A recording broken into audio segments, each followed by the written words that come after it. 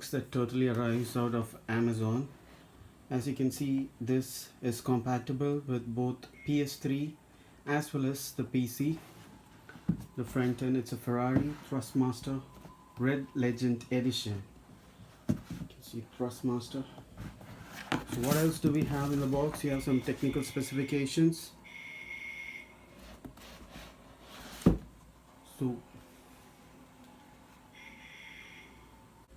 So these are the specifications.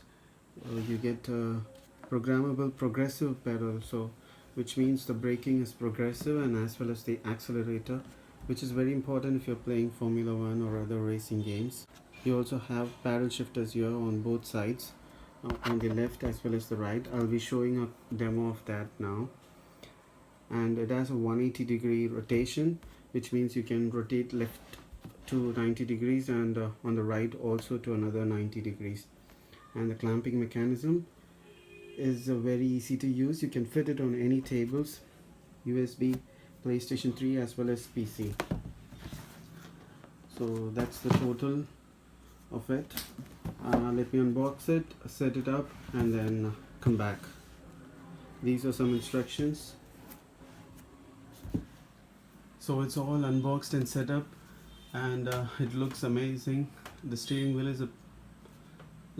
is pretty handy, and as I said, you got a 180 degree, 90 degrees to the left and another 90 degrees to the right.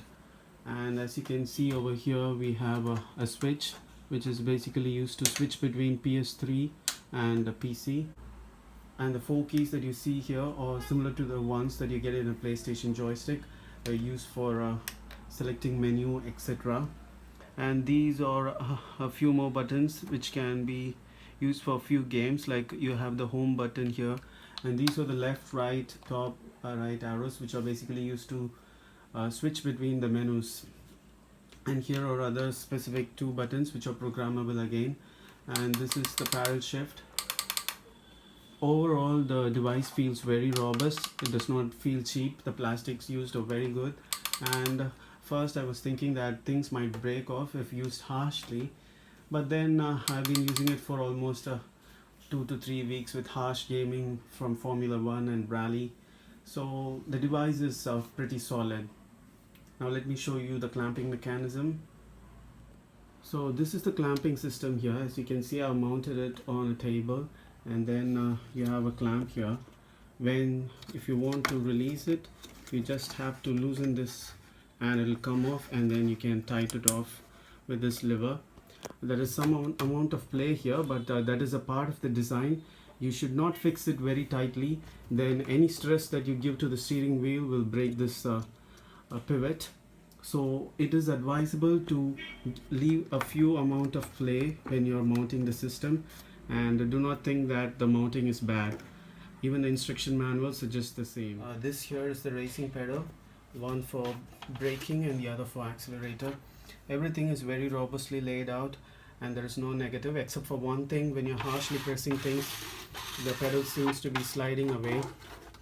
There is not much of a grip on the rear, but this shouldn't be a problem if you can force it against a wall. For example, if you are forcing it against a wall, then things should stay pretty rigid. So that is again not a problem. Overall, I'll say this is a pretty solid device, and I recommend highly going for purchasing one. Pardon me about this. There are pretty large number of rats which bit through the cables, and I got it done. Just a little bit of soldering, and then things are back to normal. So this is the paddle shift. You have it on either side, and this is the PC to PS3 button.